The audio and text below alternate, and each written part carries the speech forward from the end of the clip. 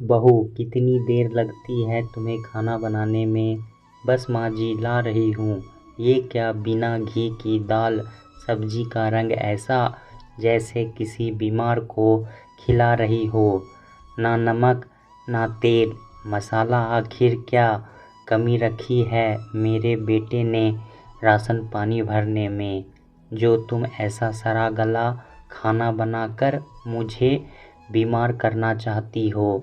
30 साल होने आए तुम्हें इस घर की बहू बने, मगर आज तक ढंग का खाना नहीं बना पाई हो। तू ना तो अपने सास ननद की ना अपने पति की पसंद बना पाई। तेरी शक्ल देखते ही हमारा दिन खराब हो जाता है। कमला देवी ने अपनी बहू नेहा को फटकारते हुए कहा तो उनकी आंखों में आंसू आ गए, जिसे देख राजकिशोर जी बोले, नेहा, माँ सही कहती है। तुम्हें आज तक समझ में नहीं आया कि उन्हें कैसा खाना पसंद है। वैसे तुमसे उम्मीद भी नहीं की जा सकती, क्योंकि तुम्हें तो यह भी नहीं पता कि पति को चाय में अदरक इलायची पसंद है। भूल जाने का बहाना बनाती हो, जबकि तुम्हारी कामचोरी है। तुम्हारा मन काम में लगता ही नहीं, बस दिन भर आंसू बहाकर ऐसे जताती हो जैसे हमने तुम्हें घर में कैदी बनाकर रखा हो और बीमारी का बहाना बनाकर बिस्तर में पड़ी रहती हो। नेहा अपने पति और सास की बात सुन चुपचाप थाली उठाकर दोबारा नमक मिर्ची बढ़ा दाल में घी डालकर दोबारा अपने सास के सामने रख देती है। उनका मानना था सास भी तो माँ समान होती है, अगर कुछ कह भी देती है तो बुरा नहीं मानना चाहिए। देखा, जब तक फूहड़ बहू को 2 बातें ना सुनाओ तब तक ये कोई काम ढंग से नहीं करती। अब देखो, घी पड़ी दाल नमक मिर्च की सब्जी कितनी सुंदर लग रही है।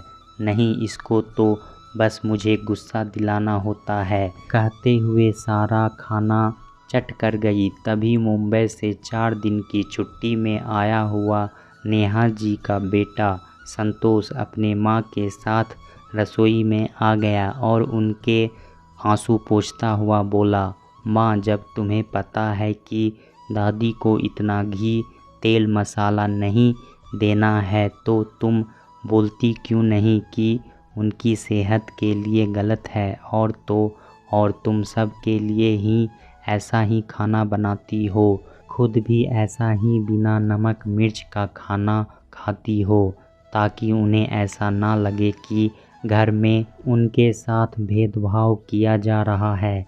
हर गलत बात पर तुम्हारी चुप्पी मुझे आज तक नहीं समझ में आई माँ, संतोष ने दुखी मन से पूछा। संतोष भी अपनी माँ के हालतों से बहुत दुखी था। वह चाहता था माँ को हर सुख मिले, दादी पापा के तानों से मुक्ति मिले, मगर कैसे नहीं जानता था। तब हर बार की तरह नेहा जी बोली, बेटा, औरतों की चुप्पी से ही घर बसते हैं। क्या हुआ जो मेरे बड़ों ने मुझे 4 बातें सुना दी, कहीं ना कहीं मेरी भलाई के लिए ही कह रहे हैं, जबकि वो अच्छे से जानती है इस तरह की तिरस्कार में उनकी कोई भलाई नहीं। नेहा जी जब ब्याह कर आई थी, बड़े सपने और अरमानों के साथ उन्होंने अपने पति के साथ ससुराल में कदम रखा था। सोचा था अपने गुणों और सूझबूझ से इस परिवार को अपना बना लेंगे। हर कला में कौशल थी, चाहे वो पाक कला हो, सिलाई कढ़ाई बुनाई, सभी में बेहद निपुण थी। माता पिता गर्व से कहते थे, हमारी बिटिया जिस घर की बहू बनेगी उस घर में खुशहाली छा जाएगी। यहाँ तक कि वह कमला जी के बेटे राजकिशोर से ज़्यादा पढ़ी लिखी थी। राजकिशोर ने तो सिर्फ 12वीं पास कर पिता की छोटी सी कपड़े की दुकान संभालना शुरू कर दिया, पर नेहा जी ने स्नातक की डिग्री ले रखी थी। शायद यही बात सास कमला जी को पसंद नहीं थी। उनका सोचना था अगर बहू बेटे से ज़्यादा पढ़ी लिखी है तो कहीं बेटे को कब्जे में ना कर ले और इस बात को लेकर नीचा ना दिखाए कि उससे ज़्यादा पढ़ी लिखी है, कल को नौकरी भी कर सकती है। फिर क्या था, जिस दिन से नेहा जी ने घर में कदम रखा, कमला जी ने कदम कदम पर उनके हर काम पर उंगली उठाना, हर बात पर मीन मेक निकालना शुरू कर दिया। वे कितना भी अच्छा खाना बना कर लाती, ऐब निकाल कर थाली फेंक देती थी। सिलाई कढ़ाई बुनाई का गुण तो जैसे बक्से में ताला डालकर कहीं छुपा दिया। हर छोटी बड़ी बात पर उन्हें नीचा दिखाना, कभी घर के मामलों में उनको शामिल ना करना, पाई पाई के लिए उन्हें मोहताज कर देना। बस उनकी सास ने उनके साथ यही किया, जिसमें उनके बेटे राजकिशोर जी ने भी उनका पूरा साथ दिया। आखिर वे श्रवण कुमार जो थे, उन्होंने यह बात अपने मायके में भी नहीं बताई, क्योंकि माँ की शिक्षा थी अब ससुराल ही तेरा घर है, और अगर वो तुझे कुछ कोई बोल देते हैं तो चुपचाप सुन लेना। हम औरतें की चुप्पी से ही घर बसते हैं बेटा। शादी के 1 साल बाद जब संतोष उनकी गोद में आया तो वो सब कुछ भूल कर अपने बेटे में खो गए।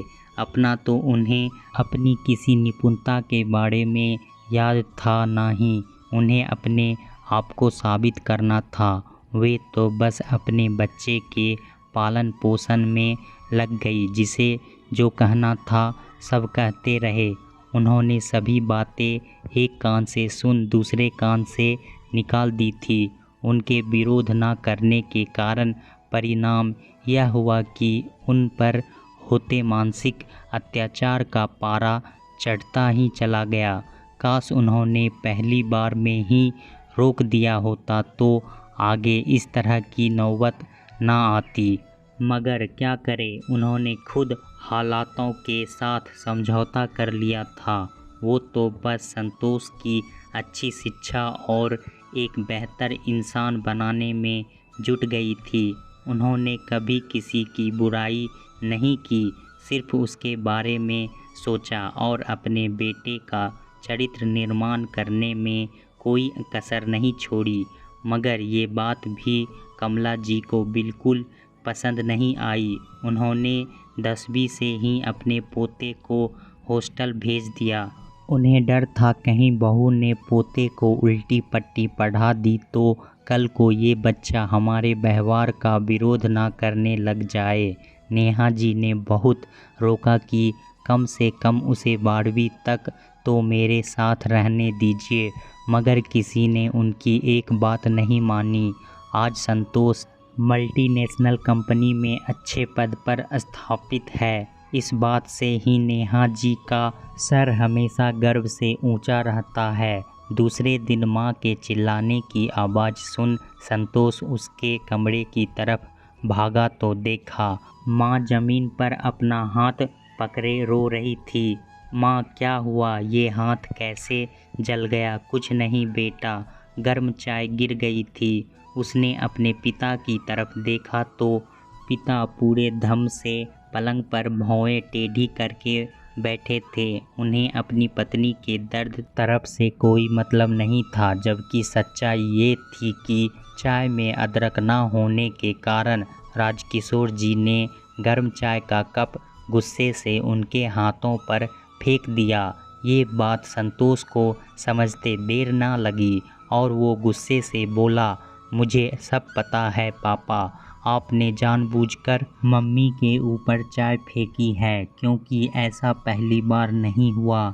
उसके सामने भी दादी के कहने पर उसके पिता माँ को धकेल देना, बदतमीजी से बोलना, दाल सब्जी खाना फेंक देना, बर्तन पटकना, कभी भी गिलास कटोरी उनके ऊपर फेंक देना, इस तरह के काम करते थे। और धीरे धीरे बात इतनी बढ़ गई कि गर्म चाय फेंकने में उसके पिता को जरा भी देर ना लगी। हाँ सही कहा, तो तू क्या कर लेगा? चल जा यहाँ से, 4 दिनों के लिए आया है। हम पति पत्नी के बीच में दखल देने की तुझे कोई ज़रूरत नहीं है। दूंगा दखल, इस नर्क में अपनी माँ को अब नहीं रहने दूंगा। चलो माँ, अपना सामान बांधो, तुम्हारा बेटा तुम्हें यहाँ से ले जाने आया है और अब हम यहाँ कभी नहीं आएंगे। बहुत सहन कर लिया तुमने, अब तुम्हें ऐसी ज़िंदगी तुम्हें नहीं जीने दूंगा। बोल उसके हाथों की महरम पट्टी की और उन्हें उठाकर अपने कमरे की तरफ ले जाने लगा। हाँ हाँ ले जाओ, वैसे भी इस औरत को कहीं भी ले जाओ, गंवार ही रहेगी। इसको आखिर आता ही क्या है, देखना 4 दिन बाद तू भी इसे यहीं छोड़ जाएगा। अहंकार के साथ राजकिशोर जी बोले। नेहा जी ने बहुत मना किया मगर इस बार संतोष अपनी बात पर अड़ गया था। उन्हें अपने साथ मुंबई ले गया। वहाँ पर उसने अपनी माँ को बहुत अच्छे से रखा, उन्हें लोगों से मिलने जुलने के लिए प्रेरित किया। धीरे धीरे नेहा जी ने कई सहेलियाँ बना ली, कुछ समूह से जुड़ गई जहाँ पर गरीब लड़कियों को शिक्षा और आत्मनिर्भरता के गुण सिखाए जाते थे। वहीं सिलाई केंद्र में उन्होंने सिलाई सिखाना शुरू किया। इस तरह से उन्हें पता चला कि वो अभी तक अपने साथ कितना गलत कर रही थी। चुप्पी से घर भले ही बसते होंगे लेकिन ना बोल के घुटने से अपना मनोबल तो घटता है। हम औरतें अंदर ही अंदर हर दिन टूटती है। इस तरह की शिक्षा उन लड़कियों को देने लगी कि अपने हक के लिए लड़ो, कोई आपके साथ गलत करे चुप नहीं रहना है। उनके अंदर बहुत आत्मविश्वास आ गया। अब वह पहले वाली नेहा जी नहीं रही। सब कुछ बेटे की वजह से मुमकिन हो पाया। इधर राजकिशोर जी अहंकार में जी रहे थे। उन्हें गलतफहमी थी कि उनकी माँ और परिवार जन ही उनकी ज़िंदगी है। पत्नी तो सिर्फ भोग उपयोग की वस्तु थी। 6 महीने के अंदर ही उन्हें नेहा जी की अहमियत समझ में आने लगी। घर में खाना वाली कैसा भी खाना बना जाती थी, कोई उनकी ऊंची आवाज़ सुनने वाला नहीं था। बहनें जिनके लिए नेहा जी को हमेशा लज्जित किया जाता, आज घर में आना पसंद नहीं करती। कहती अब हम उस भूत बंगले में आकर क्या करेंगे। कमला देवी ऐसा सदमा सहन नहीं कर पाई, चल बसी। जब नेहा जी और संतोष पहुँचे तो राजकिशोर जी हाथ जोड़कर नेहा से माफ़ी मांगते हुए बोले, मुझे माफ़ कर दो, मेरी सारी अकड़ निकल चुकी है। मुझे समझ में आ गया है कि तुम गलत नहीं थी, माँ की सोच गलत थी। माँ ने तुम्हें हमेशा नीचा दिखाने की कोशिश की और मैंने कभी तुम्हारा बचाव नहीं किया। यह मेरी सबसे बड़ी गलती थी, हमेशा गलत का साथ दिया। मगर मुझे इस बात की खुशी है कि तुम्हारे बेटे ने तुम्हें तुम्हारी जगह दिलवाई। मुझे माफ़ कर दो और वापस लौट आओ। अब यही विनती है। देखिए आपकी जब गलती कभी थी ही नहीं तो माफ़ी कैसी। आपने वही किया जो दूसरों ने कहा, मगर आज आप मुझसे रुकने का ना बोलिएगा। मैं स्वाभिमान के साथ जीना सीख लिया है, अब मुझे वही ज़िंदगी चाहिए। हाँ पापा, आप चाहे तो आप हमारे साथ चल सकते हैं, मगर माँ को अब मैं यहाँ नहीं रहने दूँगा। यहाँ रहकर वो दोबारा पुरानी बातों को सोचकर परेशान होती रहेगी। अब मैं उन्हें एक नई पहचान दिलाना चाहता हूँ, चाहे तो आप भी इसमें हमारा साथ दें। अपने बेटे की बात सुनकर राजकिशोर जी बोले, वाह बेटा, आज तूने मेरा सिर गर्व से ऊंचा कर दिया। अच्छा ही हुआ तू अपने पिता के जैसा निर्दयी नहीं हुआ। तेरी खुद की समझ है, तूने सही फैसला लिया। मैं भी तेरे साथ चल तुझसे कुछ सीखना चाहता हूँ। बोल। राजकिशोर जी भी अपना सामान बांध अपनी पत्नी के पीछे पीछे चल दिए। दोस्तों, सच्चाई यही है और आप इससे भली भांति वाकिफ़ हैं। देश में ना जाने कितनी महिलाएं हैं जो अपनी ससुराल मायके पति, पिता, भाई द्वारा अपमानित, बार बार धोखा खाकर भी अपने स्वाभिमान और मान को कुचल कर भी हंसती मुस्कुराती उसके हर सुख दुख में शामिल होती है। बदनामी के डर से चुप्पी ओढ़ लेती है, अपने साथ हुए दुर्व्यवहार को अपनापन समझती है। महिलाएं ऐसे भ्रम की दुनिया में जी रहे हैं जिससे उन्हें बाहर निकलने की ज़रूरत है ताकि अपनी ज़िंदगी आज़ादी से जी सके।